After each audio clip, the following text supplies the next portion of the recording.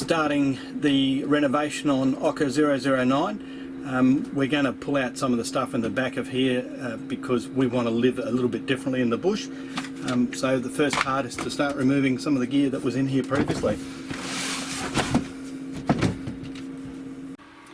The horrible range hood thing has now been taken out and removed, along with some of the wooden slats that were down there under the seats. It looked a bit crappy, and I've done the same in the front of the cab over there.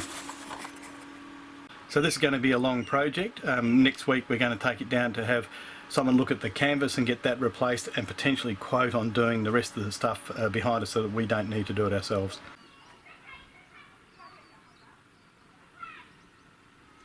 Restoration of OKA 009, pretty much all the stuff that's behind me over there has come out of storage in the OKA itself. I'll just go up and have a quick look and we'll see what else we've been up to.